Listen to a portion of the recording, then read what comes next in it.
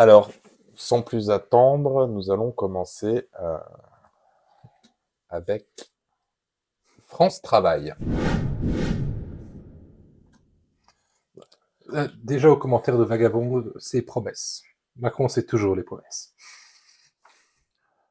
Alors, voici, là on est sur le site de travail-emploi.gouv.fr.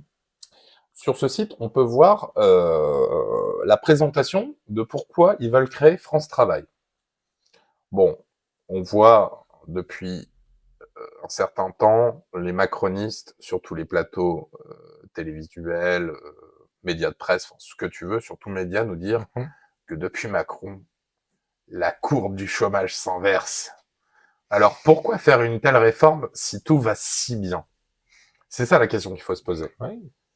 Et alors, pourquoi créer France Travail? Parce que même si le chômage a connu une baisse historique depuis 2017, C'est l'histoire de donc 2017, date historique, Macron président, il reste plus élevé que dans les autres pays de l'UE, alors que les opportunités d'emploi existent. Dans les autres pays de l'UE. Non. C'est pas mal. Donc, contexte, une bonne dynamique. 1,7 million d'emplois ont été créés depuis 2017. Déjà, premier chiffre. En fait, moi, tu sais quoi? Quand ils disent 1,7 million d'emplois ont été créés depuis 2017, moi, je vois surtout 1,7 million de Français ont été exclus du système. On va comprendre pourquoi je pense ça. 68,1%, un taux d'emploi au plus haut depuis qu'il est mesuré depuis 1975. 7,1%, un taux de chômage le plus faible depuis 40 ans.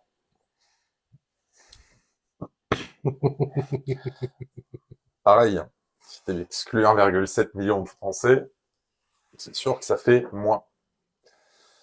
Moi, j'aime bien présenter les chiffres quand c'est moi qui compte. Notre objectif, le plein emploi, inclusif et durable. Il n'y a pas marqué qu'il est éco-responsable et numériquement intrusif. Non, mais tu vois, en fait, il mélange les mots-clés, inclusif, durable. T'as Plein l'impression. emploi. Il passe par la création d'au moins 700 000 emplois sur les 4 prochaines années. Attention. Donc, des difficultés de recrutement dans tous les secteurs. Aujourd'hui, 61% des entreprises déclarent avoir du mal à recruter et à trouver le bon candidat. Bah, Il y a une différence entre mal à recruter et trouver le bon candidat. oui, c'est ça. C'est déjà très inclusif et durable comme déclaration. Mais surtout, on va voir que les chiffres correspondent pas, en fait. C'est du bullshit total. Enfin, des personnes éloignées de l'emploi, 5 millions de personnes, sont encore dépourvues d'emploi en France. Le RSA n'est plus une allocation de rebond après 7 ans. Seuls 11% des personnes retrouvent un emploi durable. Donc ça annonce la couleur. Hein. Ça annonce la couleur dans le sens en clair que 1,7 million d'emplois ont été créés depuis 2017 et quelques lignes plus bas, dans exactement la même présentation, que seulement 11% des personnes au RSA retrouvent un emploi durable. Un parcours encore complexe, avec une multitude d'acteurs peu coordonnés qui doivent solliciter les personnes et les employeurs.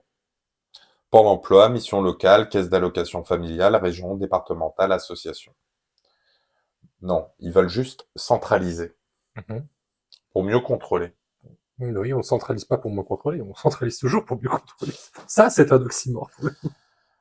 Doublons dans les démarches, inscriptions répétées, risque de rupture de parcours, manque de visibilité. Pour qui?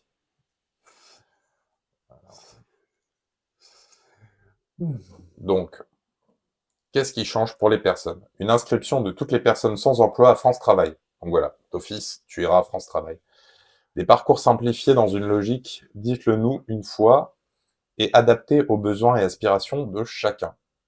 Un accompagnement plus intensif pour les personnes les plus éloignées de l'emploi et notamment les allocataires du RSA. Enfin un peu d'honnêteté, tu vois, et notamment La transparence que nous avait promise, elle arrive finalement. L'accès à plus de services qui répondent avec problématiques socio-professionnelles, transport, logement, garde d'enfants, etc., grâce à un accès facilité à l'offre de services des acteurs de réseau, un accompagnement plus intensif pour les personnes les plus éloignées de l'emploi, notamment les allocataires du... Tu vois, ils ont mis 2 fois, notamment les allocataires du RSA. Donc tu vois, c'est vraiment la mesure. C'est pour le RSA C'est- pour le RSA. Si vous Et avez un pas appui à la définition du projet professionnel des personnes en situation de handicap. Bah oui, parce que l'allocation adulte handicapé, compris. c'est quand même coûteux, hein. C'est ce qui coûte le plus cher, j'imagine, d'après ce document. Donc, bon, moi, ce qui me dérange là-dedans, c'est que tu vois très bien que l'État français, euh, entre la création du RMI et la création du RSA, il y a eu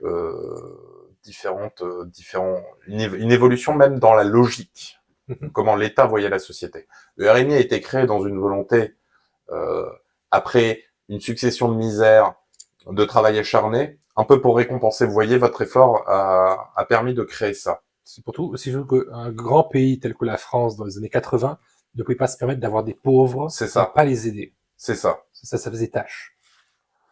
Tandis qu'aujourd'hui, on te dit que le problème, c'est toi, donc on va davantage plus te fliquer parce que tu deviens un poids pour la société. Sauf que on va voir plus loin que la responsabilité n'est pas forcément aux individus qui touchent le RSA. Enfin, il faut savoir que dans les gens qui touchent le RSA, il y a aussi ce qu'on appelle du RSA forcé. Les gens pensent que ça reste une minorité. Mais en réalité, c'est bien plus profond que ça. On va analyser ça tout de suite. Éric Ciotti, à l'annonce du projet qu'il y a eu cette semaine sur le fameux France Travail, Éric Ciotti a réagi, nous a dit « L'amendement des députés républicains vient d'être adopté. Les bénéficiaires du RSA devront désormais effectuer 15 heures d'activité par semaine. Les bénéficiaires des aides sociales ont des droits. Ils doivent aussi avoir des devoirs. » Donc tu vois, là on commence déjà, tu vois, c'est par rapport à ce que je te disais précédemment. On commence à voir déjà un changement, déjà de ton, et de comment on perçoit une allocation qui était à la base... Pour aider les personnes à survivre. Voilà, à survivre. Le paradigme a changé. Le paradigme a complètement changé. On voit que entre 88 création du RMI 2023, donc sur 40 ans, la courbe s'est complètement inversée. La perception. La perception. Donc voilà, il a signé son amendement, il est content, Ciotti. Et il l'a publié sur X. Mathieu Slama, qui va nous expliquer, le RSA ne devrait pas être conditionné à une activité. Qu'on ait un travail ou non, le droit de vivre un minimum dignement ne se négocie pas. Cette réforme de RSA est un grave recul de République sociale. C'est ce que je pense aussi. Donc on va écouter ce que Mathieu Slama nous a dit. Encore une fois, on retourne la charge si vous voulez, de la responsabilité. Normalement, la République sociale, c'est l'État qui a le devoir de trouver, d'insérer les citoyens dans le monde du travail, de trouver à chacun une voie possible, notamment pour les plus précaires. C'était ça, la République sociale. Et là, on renverse complètement les choses et on dit c'est à vous, citoyens, de vous prendre en main et si vous voulez le RSA, vous devez le mériter pour ensuite aller vers le travail. Mais ça nous dit autre chose aussi. Ça nous dit que finalement, il n'y a pas de dignité sans travail pour ce gouvernement. C'est-à-dire que l'être humain n'est pas digne tant qu'il n'a pas un travail. Il n'y aurait pas de dignité intrinsèque à l'être humain. Moi, je crois au contraire, et c'est ce qu'une partie de la gauche défend, notamment du PS à LFI et aussi ELV. Pas que la gauche, hein, c'est juste du bon sens, en fait. C'est qu'il y a une dignité intrinsèque de l'être humain et qu'il y a le droit pour chacun de vivre dignement et que au fond, la vraie réflexion qu'il faudrait avoir face à cette mesure, c'est comment faire pour garantir à chacun le droit de vivre dignement. Alors, est-ce que c'est le revenu universel ? Est-ce que c'est une allocation, notamment pour les jeunes, qui permettrait d'éviter les situations de précarité auxquelles on assiste aujourd'hui ? La gauche défend différentes mesures qui sont plus ou moins réalistes, qui sont plus ou moins finançables ou quoi que ce soit, mais en tout cas, je pense que face à ça, il y a une vraie réflexion humaniste à avoir sur le droit de vivre dignement, que l'on travaille ou non. Et c'est ça, en fait. C'est une histoire de dignité. Au départ, la vision de Delors, c'était ça. Mais justement, la nouvelle vision, c'est que tous ceux qui sont RSA sont soit des personnes assistées, des fraudeurs, des personnes qui ne cherchent pas le travail, alors que d'après le gouvernement, il y en a à l'appel. Pour tout Voilà. le monde. On va revenir pour clôturer sur la vision de Delors, on va laisser l'interrogé s'exprimer. Non, c'est pas, je dis Delors, c'est Rocard, en fait. Putain, depuis tout à l'heure. Autant pour moi, je me suis trompé. Donc, Michel Rocard, quand il était Premier ministre en 88, nous a annoncé ceci.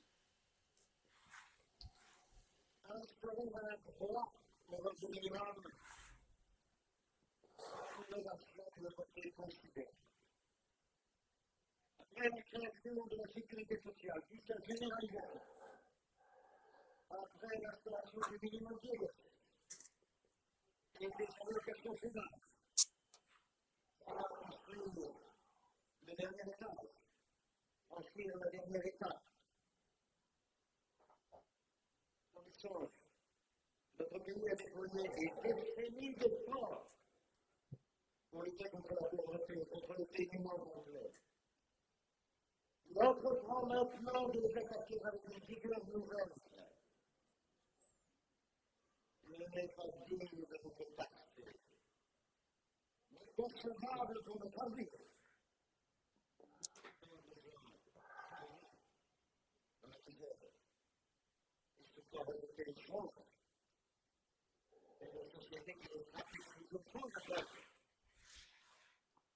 Donc voilà, tu vois, même le fait que les gens ne perçoivent pas, c'est déjà de l'exclusion. Donc, Oui. mettre en place des systèmes de contrôle comme l'État français a mis en place dans certaines régions test pour conditionner le RSA, ils ont appelé ça le ministre contre l'exclusion sociale, machin. Donc en fait, il y a déjà cette volonté de détruire le symbole qui était déjà à l'époque le RMI. Mhm. Et C'était le haut d'une pyramide d'atteinte des droits sociaux qu'on avait établie. c'est ça. Si on s'attaque à cette pyramide, on enlève d'abord le haut, le RMI, enfin le RSA. Ensuite, on en viendra à la sécurité sociale, Bon, c'est le but, hein, de au toute minimum façon. vieillesse. Ah, salut le temps et Mossad. Salut le temps et Mossad. Donc on peut voir que Rocard avait une vision et qui était dans quelque chose qui était du bien commun. Parce que moi, ce que je vois, si tu commences à paupériser un peu plus la population, tu reviens dans les travers de cette époque. Oui. Et donc, une augmentation de la criminalité, Mhm. de facto. Si tu leur enlèves un minimum de revenus, c'est chez les gens qui vont commencer à les voler. Oui, c'est ce que disait l'abbé Pierre sur notre vidéo Voilà. sur les œuvres caritatives. On ne peut pas reprocher aux pauvres d'en venir à la violence pour survivre. S'il en va de sa vie, on ne peut pas lui reprocher de devenir violent. C'est exact. Allez voir notre vidéo sur les œuvres caritatives, c'est très intéressant. Si vous l'avez déjà pas fait. Sur notre chaîne YouTube. Donc, maintenant, on est sur l'INSEE. On voit une petite courbe des actifs en France. Des personnes qui sont en âge à pouvoir travailler. Donc, ça représente environ 73,6% de la population. Ça fait à peu près 57 millions de Français. Si on fait la conversion. Donc, voilà, ça c'est le diagramme le plus intéressant. Tu vois, selon le secteur d'activité en 2021, il y a 29,7 millions d'emplois. Donc il y a déjà presque 27 millions de la population qui travaillent déjà à mi-temps.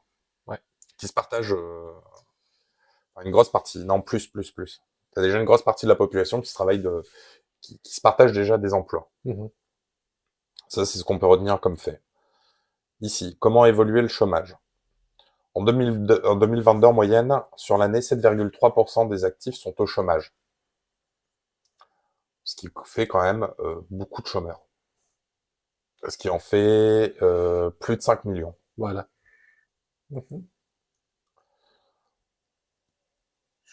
Le chômage et demandeurs d'emploi. et le demandeur d'emploi inscrit à Pôle emploi au deuxième trimestre 2023. Donc, donc on voit que ça s'établit à 5 67 700. Mhm. Parmi elles, 2,8 millions sont dans la catégorie A, ce qui signifie qu'ils touchent une allocation emploi. 2 268 100 exercent une activité réduite, catégorie B et C. Donc on voit déjà que même dans le chômage, en fait, on est déjà sur une précarisation, mais qu'on voit aussi que beaucoup d'actifs sont aussi dans une précarisation, qui ne sont pas Ouais. inscrits dans ces catégories. Et ils n'ont déjà plus droit. Elles n'ont pas la sécurité de l'emploi, comme on dit. Et maintenant, on arrive à la question intéressante. Les emplois vacants au deuxième trimestre 2023. Au total, on compte 367 500 emplois vacants au deuxième trimestre 2023. Donc, d'un côté, on a 5,5 millions de chômeurs recensés. Parce qu'il y a ceux, on va voir, qui sont exclus. Moi, je pense que les chiffres sont beaucoup plus hauts. Mais forcément, entre ce qu'on déclare... Voilà.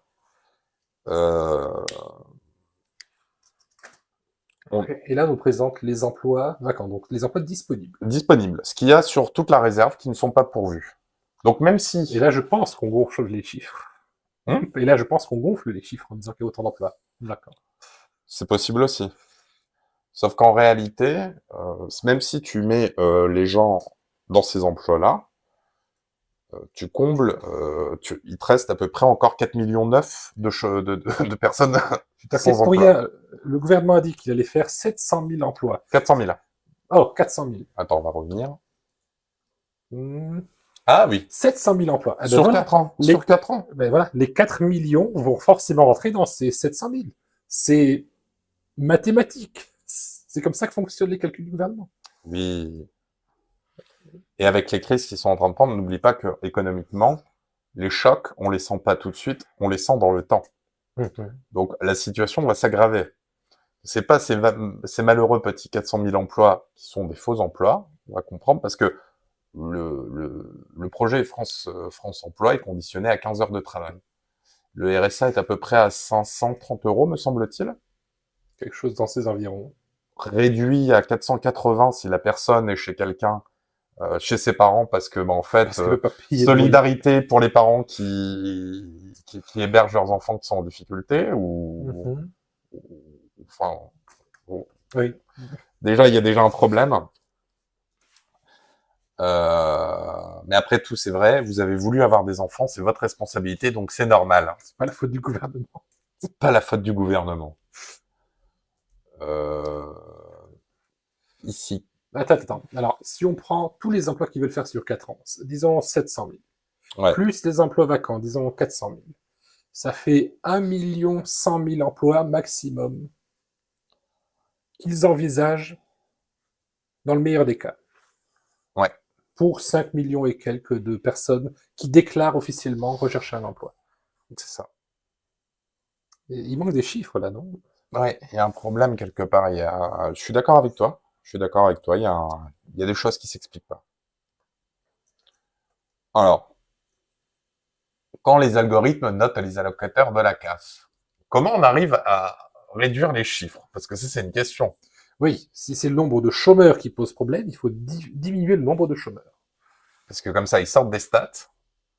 Et s'ils n'existent pas, pourquoi on parlerait d'eux? À force, on peut soit leur donner du travail pour qu'ils ne soient plus chômeurs. Ça, c'est très, très difficile. Mais si on fait juste qu'ils ne sont plus des chômeurs comme ça, mais les chiffres s'améliorent et ça serait un bon gouvernement qui réduit le chômage. Non, puis le fait de conditionner, le vrai piège. Et ça, c'est dans leur logique. Dans les faits, ça va pas se passer comme ils le pensent, en fait. Dans leurs faits, ils pensent que les gens vont se soumettre de travailler 15 heures semaine, d'être payés moins que le SMIC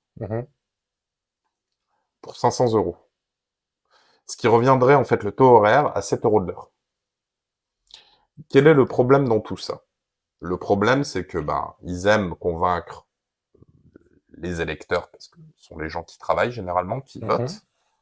Ils aiment convaincre que le problème, c'est les charges sociales et le RSA.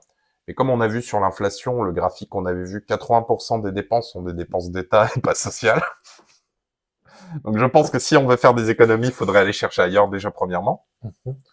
Et deuxièmement, euh, ça va créer une concurrence au sein des entreprises, puisqu'ils vont créer des contrats avec les PME, Mhm. un peu crasses, où ils vont mettre en concurrence les gens qui sont au travail.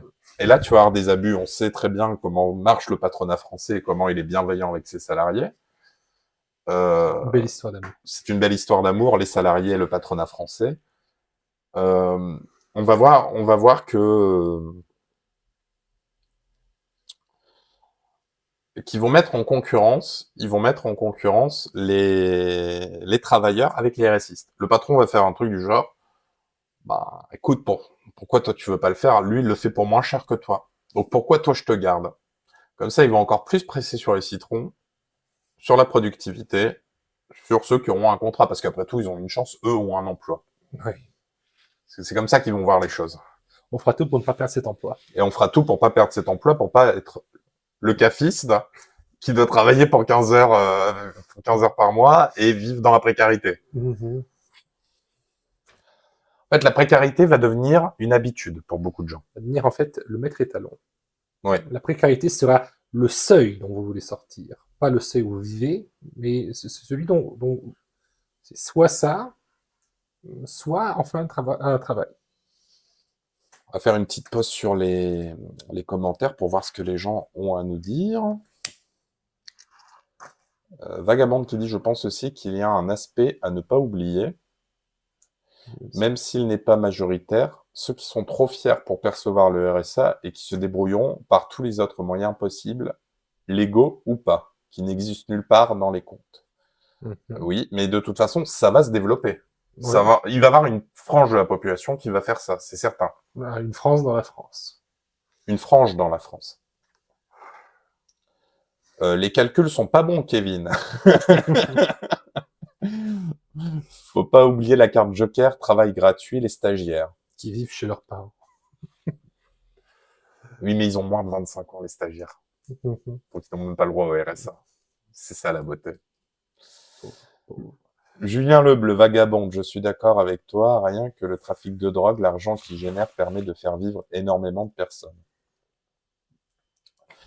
Oui, Ah, mais s'il devient difficile même de se nourrir, tu auras des trafics beaucoup moins ouais. bizarres Là, que là. Il y aura oui, des à la trafics de limite, nourriture. à la limite, le trafic de drogue sera gentil par rapport à ce qui pourrait arriver en fait derrière. Si la pauvreté. Pourquoi t'as pas livré les 12 caisses de tomates que tu devais faire? Mes hommes vont te régler ton compte.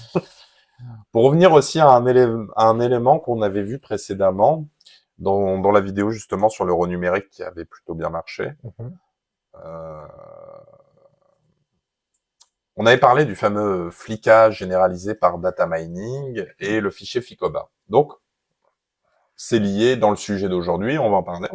J'ai découvert ça, c'est assez ahurissant. Quand les algorithmes notent les allocataires de la CAF. Comme quoi, quand on tire sur un fil, tout se... Non, mais en fait, je savais que ça existait, Mhm. mais là, on va comprendre comment marche l'algorithme Il y a quelle échelle? et à quelle échelle. Donc, enquête, contrôle favorisé par un algorithme, suspension de prestations, déshumanisation des procédures, la modernisation de la Caisse nationale des allocations familiales, la CNAF, provoque l'inquiétude de plusieurs associations. On est devenu une mini-PME, on n'est plus là pour aider les gens, mais pour faire du chiffre. Ainsi parle un technicien conseil qui travaille depuis plusieurs années au sein de l'une des 101 caisses d'allocation familiale. Donc on voit très bien, tu vois, l'orientation, et de toute façon, il y a eu des tests. Donc ça, en fait, ça va se généraliser dans France Travail. Tu vois, C'est l'avenir. En fait, on va tous les faire fusionner. On va les centraliser. Notre prime d'intéressement est calculée en fonction des objectifs atteints par les caisses locales, explique le représentant CGT dans les instances nationales de la sécurité sociale. Il y a des délais de traitement, l'accueil, mais aussi de détection de fraude. Donc, des primes aux détections de fraude. Et pour détecter ces fraudes, la CNAF a recours à une méthode au nom très anglais. Le data mining, c'est une technique numérique de statistiques prédictives qui est encore une fois, comme je l'avais prédit, enfin, comme je l'avais dit, on est sur on est sur, comment dire? Enfin, pour faciliter la compréhension, le data mining, par exemple, est utilisé aux États-Unis pour prédire l'endroit où se trouvent les criminels, pouvoir les localiser et agir sur eux Oui, mais avant l'arrivée. justement, c'est sur ça que je voulais rebondir. En droit français, on n'a pas le droit de prédire. Non, on n'a pas le droit, mais Mais voilà, on n'a pas le droit, on peut pas accuser quelqu'un sur une base de prédiction. on a le droit de contrôler parce qu'on imagine qu'il faut un début de preuve. Voilà.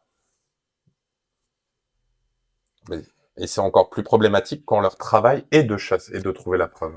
Mhm. C'est comme si on vous arrêtait pour faire un contrôle de votre véhicule parce qu'on a prédit que ce serait vous, en sachant que ce serait facile de vous coller une amende. Donc elle s'est généralisée au sein de la CNAF à partir de 2010. Mais elle est vraiment, en fait, ils disent à partir de 2010. 2010, c'était le début du projet. Elle est en application depuis à peu près 2015. Donc maintenant, on va voir. CAF. Donc c'est un article de la Quadrature du Net qui dit « Le numérique au service de l'exclusion et du harcèlement des plus précaires ». Donc vous voyez, il y a une petite image, vous voyez. Alors tous les jours, les citoyens sont contrôlés sur une base de beaucoup de données qu'on avait prédit. Enfin, allez voir la vidéo sur le numérique si c'est pas fait, vous verrez, si vous connaissez, vous comprendrez ce que je suis en train de dire. Sur toute la base des nombreuses informations, on a une petite note qui nous est attribuée tous les jours, Qui peut varier un petit qui peu peut varier en fonction de la suspicion de fraude que l'État a vis-à-vis de vous, sur ces critères. sur des critères définis par l'algorithme. L'algorithme n'a pas défini lui-même ses critères, on lui a dit, Oui. ça c'est les critères. Ça, c'est les critères. Par contre, il y a encore quelque chose d'obscur, c'est quels sont les critères. Ça serait quand même très très intéressant qu'à un moment, on a quand même le droit de savoir quand même. On le saura. C'est ça. Mais le problème, c'est que en fait, on est déjà, tu sais, les gens sont toujours souvent en train de dire, je vois un peu partout sur les réseaux ou quoi, on va arriver au crédit social chinois, le système de notation, ce genre de choses. Et en fait, regardez, on y est déjà.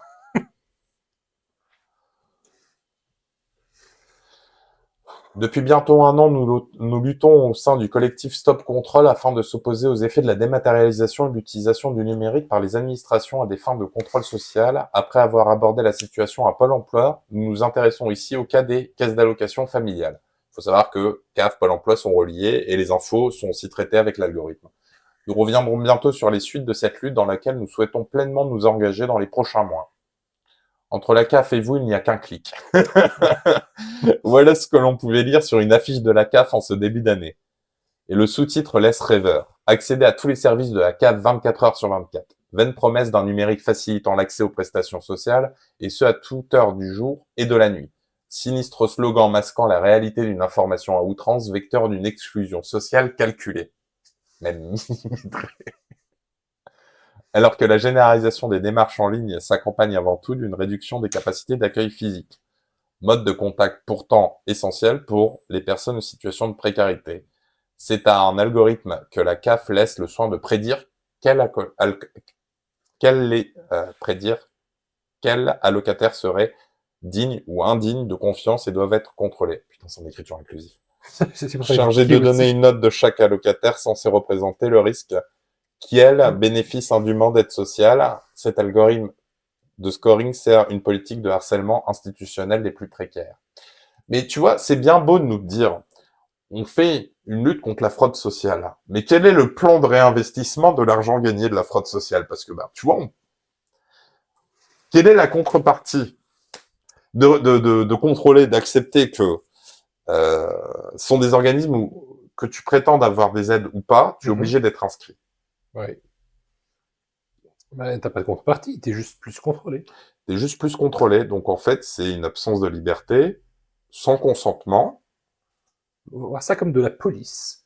Oui. Et je pense que c'est plus on est revenu à la police de la pensée. Comme ça, on y est revenu, on y a toujours été.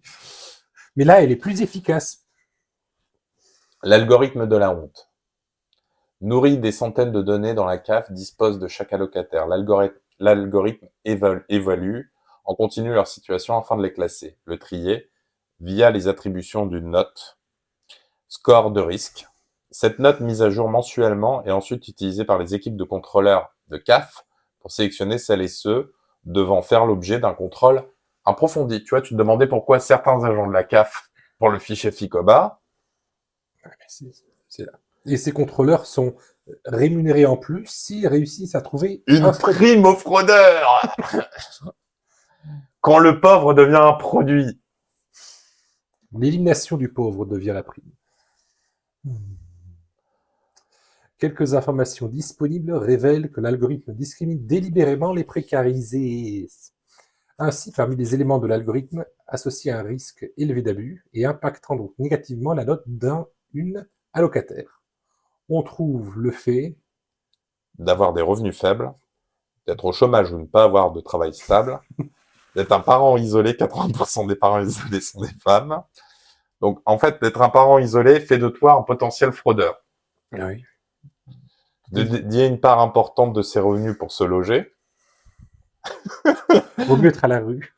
d'avoir de nombreux contacts avec la CAF pour celles ou ceux qui oseraient demander de l'aide. En fait, tu sollicites trop nos services, tu nous fais chier, on va te mettre dans les fraudeurs, comme ça on va vite te dégager ton RSA, et tu nous poseras pas de questions. Et après, il te parle d'inclusion,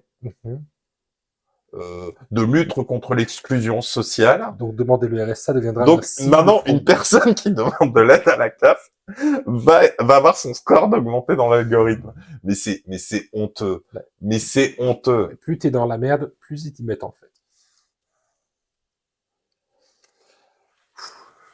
Et rappelons-le, hein, avoir des serveurs, ça coûte très cher. On parle de par rapport au sujet précédent sur Sur le 49.3. Vous n'avez pas assez d'argent pour numériser l'ensemble des plaintes des Français. Tu m'étonnes en fait. Les radiations de chômeurs ont explosé avec les contrôles de Pôle emploi.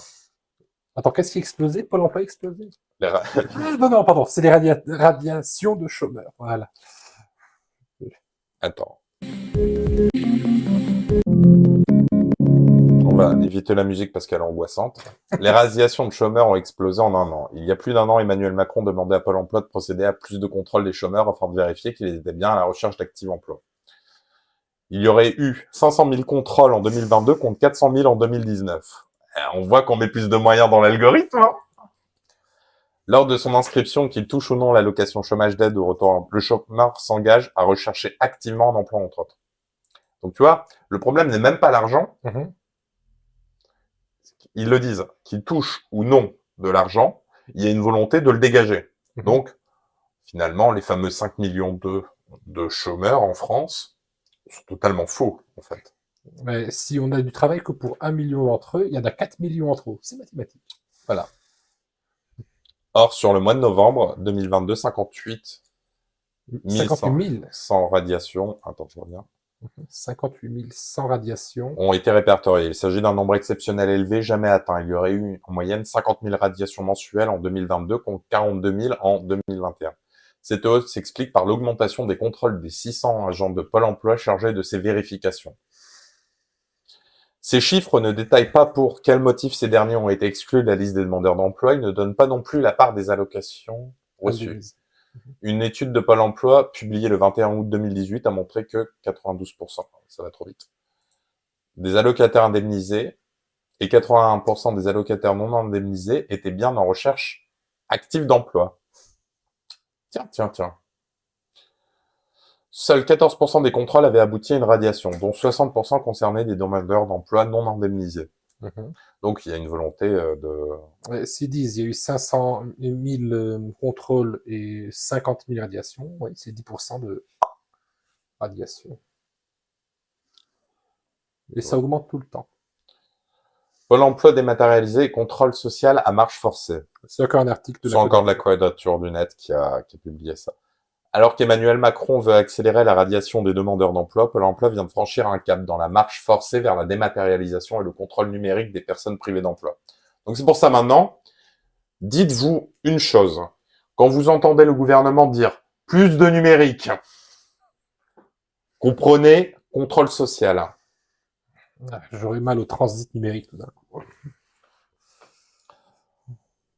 Alors, des personnes privées d'emploi. Un travailleur sans emploi s'est vu récemment notifier sa radiation au motif que l'envoi de ses candidatures par courrier recommandé plutôt que par Internet ne permettait pas de constater le caractère sérieux des démarches.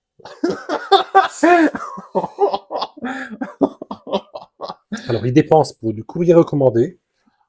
En fait, ils ont besoin de voir numériquement tout ce que tu fais, tes mails, tout devient en fait, C'est la réalité numérique. c'est Si ça. quelque chose n'est pas numérisé, c'est que ça n'existe pas pour ces gens-là. Cette situation matérialise la volonté de Pôle emploi de forcer, quoi qu'il en coûte, les personnes sans emploi à l'utilisation d'outils numériques.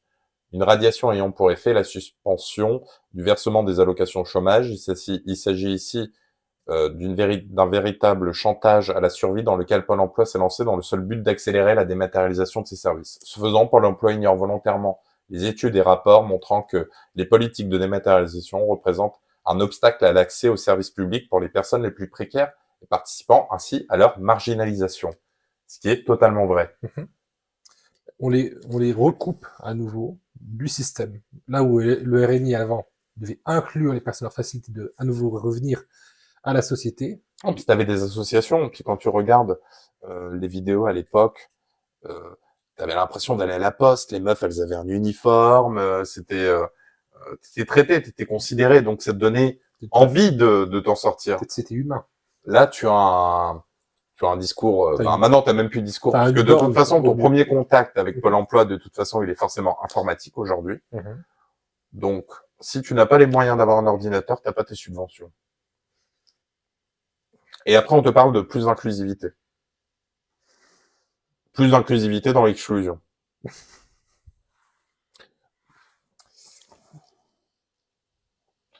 Alors, La fameuse fracture numérique qui doit être réduite.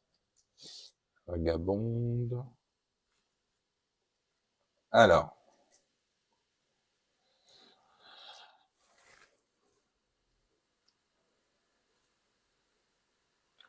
Momoji qui dit « Pour les littéraires Crime et Châtiment, Dostoïevski, cela évoque des conséquences de la pauvreté et donc ce qui peut nous arriver, si ce n'est pas déjà le cas. » Oui, Dostoevsky a fait un portrait de la pauvreté qui est horriblement réaliste et qui malheureusement devient à nouveau actuel, alors que la Russie tsariste s'est déjà passé depuis un certain temps. Vagabonde qui nous dit « La CNAF et le reste égale le Macronverse, l'endroit où le gouvernement centralise ses possibilités. » Pour vous, NNN. Vagabond Pour vous qui dit négationner, voilà. je pense que beaucoup d'images d'actualité nous montrent bien qu'on y est déjà un peu. Oui. Malheureusement, on me confirme Momoji. Vagabond qui dit les critères seront révélés une fois que le système sera tellement bien mis en place que personne ne luttera plus avec, on ne s'offusquera plus par l'habitude. Ah, de toute façon, moi je pense que le franchissement, il a été fait avec la réforme des retraites. Macron, il a touché à quelque chose de sacralisé pour les Français. Oui. Et bon, il y a effectivement eu une contestation. Mais elle a été contenue. Mais aujourd'hui, qu'est-ce qui reste? C'est passé, C'est acté. c'est acté. C'est pour ça. Ça, maintenant, c'est plus facile. Il est déjà en pente douce. Momoji 0104, il dit c'est un peu comme les Chinois qui notent les bons citoyens, non? Et c'est exactement ça en fait. Je vois par exemple des politiciens comme Philippot, quoi, qui nous disent le crédit social va arriver, le crédit social. Mais en fait, il est déjà là. On est déjà dedans. Ça porte un autre nom. Ça porte un autre C'est nom. une autre image, Donc, ça mais- s'appelle FICOBA. Donc dans le langage des politiques, ça s'appelle FICOBA. Et plus d'inclusivité contre l'exclusion et lutte contre la fraude. Voilà, ce sont les mots qui vous indiquent le contrôle. Mais c'est ça. Tu ne choisis pas si tu es inscrit sur ces listes. Tu dois y être de toute façon. Tu seras fiché et tu seras analysé par les algorithmes. Donc, évidemment, tu n'as pas le choix. Tu es déjà dans ce jeu-là. Le crédit social, ici, c'est une réalité. Vagabond qui dit oui, on y vient, mais de manière plus sournoise. Ici, c'est fait pour nous aider et mieux gérer un budget, donc travail au bien-être national. En Chine, ils disent aussi que c'est pour aider les gens. Ouais. En Chine, la propagande était très très bien faite. Le crédit social était accepté par une Mais grande partie de la même, mais population. même aujourd'hui, tu vois les Chinois, c'est quelque chose de tout à fait normal. À part ceux qui Au sont point, pauvres et ils disent tu qu'ils sais jouent pas le quoi, jeu. il paraît que même en Chine, hein, si tu veux manger au McDonald's, Mhm. tu peux même pas payer en espèces. En espèce de quoi. En espèces, en argent liquide. Mhm. Tu es obligé de passer par le téléphone. D'avoir une Mhm. carte de crédit chinoise Oui. pour pouvoir manger au McDonald's. Une Et dans application beaucoup, gouvernementale. et dans beaucoup d'entreprises, Mhm. tu es obligé maintenant tu n'as plus la possibilité. En fait, la Chine a un temps d'avance sur ce qui est en train de se passer. Mhm. Vraiment. C'est pour Parce ça que que l'euro numérique, ça induit la fin de l'espèce. Mhm. Le crédit social avec, en fait, c'est juste que il y a un crédit social, mais il n'est pas visible en fait. C'est juste une question de propagande et de présentation. Voilà. Ils ont vu qu'en Chine, ça marche à plus grande échelle et que ça fonctionne. Donc, ils veulent introduire ça ici, en France. Bah, Même... ils l'ont déjà introduit. Mhm. C'est déjà, c'est déjà. Ils vont pousser ça plus loin. Oui, oui, oui, oui. Bah, de toute façon, tant que personne ne se révolte, il n'y a pas de raison de s'arrêter. Non. Ils vont faire des petits ballons d'essai, ils vont voir comment l'opinion publique va prendre la chose, et puis on va avancer dans un sens, Dans des régions test. des régions test, de manière à le bien localiser, de pas effrayer la population, et on voit comment cette population se comporte. Mhm. Je vous parle de ça, on vous renvoie à la vidéo sur les JO de Paris. Vous comprendrez. La prime aux fraudeurs, l'équivalent de la CAF, de la prime des gendarmes pour les amendes pour excès de vitesse. Et oui, ça, ce sont les fameux quotas européens. Mhm. Il y a des quotas européens D'amende. d'amendes et de GAV, de garde à vue. Mhm. Ah, pour les gardes à vue, j'ignorais. Ah oui, oui, oui, il y a un quota mis par l'Union européenne sur les gardes à vue.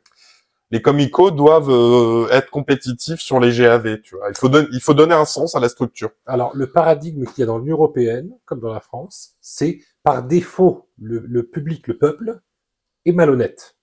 Par défaut. C'est pas qu'on doit, on doit s'attaquer à ceux qui sont malhonnêtes, c'est ils sont tous malhonnêtes, et il faut juste essayer d'attraper le plus de personnes possible. On part du principe qu'il y aura tel pourcentage de la population qui est malhonnête, et on agit comme ça. Diana Prince qui nous dit « Moi, je me suis fait niquer car je n'ai pas déclaré les 50 € que ma grand-mère m'a offert pour Noël. I'm a fraudeuse. » Ah voilà, Oui, tu vois, jusqu'à 50 €. Combien coûte un fonctionnaire? Combien coûtent les contrôles? Enfin bref. Ça va être le retour de la Vagabond corruption. qui dit « Mais quelle délinquante !» Tout à fait. Diana Prince qui dit « Eh ouais !» Et Domor qui dit « L'image se fige, on n'entend pas. » Voilà. Tu nous entends pas? Dom mort, est-ce que ton internet est bon? Parce que pour l'instant, à voir les Si on entend, ouais. Voilà. Alors, peut-être désactive et réactive le live, ou alors ferme les onglets à part ça. Vagabond dit « Il y a un léger décalage son image. » Une demi-seconde. C'est normal, ça c'est le fait de streamer, on a toujours Voilà, ça marche. il y a toujours un délai. Oui, ça y est, c'est revenu là. Alors, pour vous, ce genre de crédit social, ça va s'agrandir et dans quel sens? Parce que là, la CAF, On est prêt à entendre les théories. On traitera personne de plantiste. J'ose même pas le dire. Tu vois à quel point il contrôle nos pensées. Parce que là, on a, avec Ficoba, on a les comptes des personnes. Avec la CAF, on a leurs activités. Avec l'application Agora. Agora, on a les opinions politiques. Heureusement que les cahiers de doléances étaient anonymes. Et Macron, attends, il va nous créer parce que là, il nous parle d'un référendum. J'attends le référendum contrôlé. Le référendum numérique centralisé. Voilà. Contrôlé. Ce sera plus facile pour le référendum. Vous voterez directement depuis votre portable.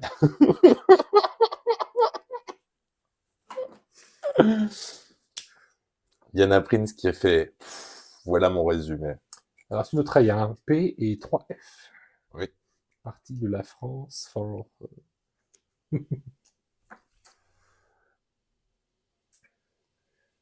L'argent, le travail, les opinions.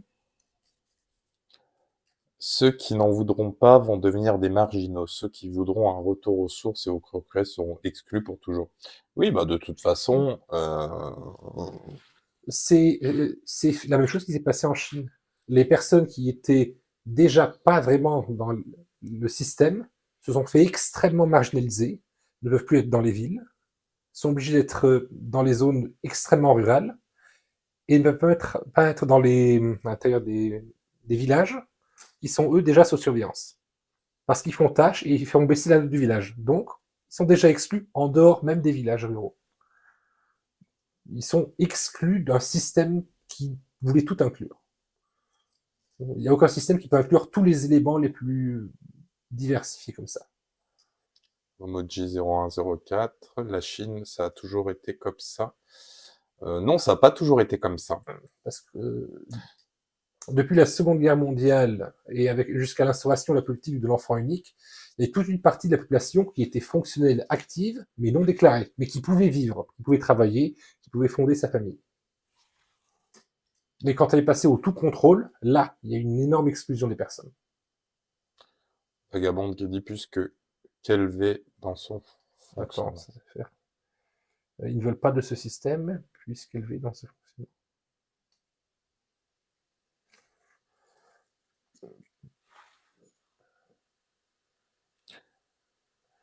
À l'époque, Mao, On isolait. c'est ça. Bah, c'était la grande époque de... Pourquoi t'as dit grande époque? C'était à l'époque. C'était à l'époque. Voilà. On va dire ça comme ça. À l'époque de Mao Zedong. Oh, on isolera aussi d'une autre façon. Qui sait peut-être ce projet Ah, sur le la fait, loi de la fin de vie. mais va si, être en fait, très parce que différent. lundi, oui, bah, peut-être que le projet, ouais, de fin de vie, on va vous accompagner. Et puis en plus, ça fait travailler les hôpitaux. Ça va créer des prestations. Mhm. Donc, ça crée un nouveau marché. Donc, vraiment, le pauvre va devenir un marché. Mhm. On libéralisera peut-être la vente d'organes. C'est beaucoup plus facile pour ça. Ouais, et puis ça vous sort de la misère. Mhm. Vendez un organe et revenez sur le marché du travail. Après tout, on peut vivre avec un rein. Non, mais c'est vrai. Pas les politiciens. Sur le référendum numérique, Il ne peut pas y avoir voire d'État démocratique, car il peut y avoir de démocratie statique. étatique. Étatique. C'était dans le mag La Vie dans les années 90-2000.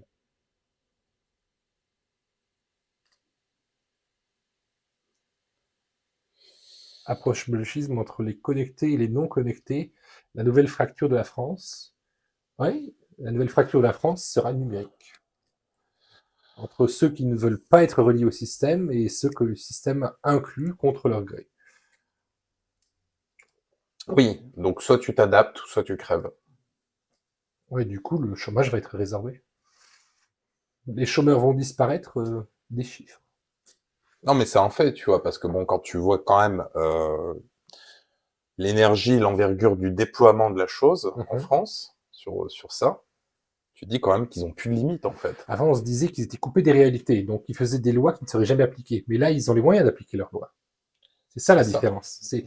Ces politiques excessives ont les moyens d'être mises en place par des personnes qui ne connaissent pas la vraie vie.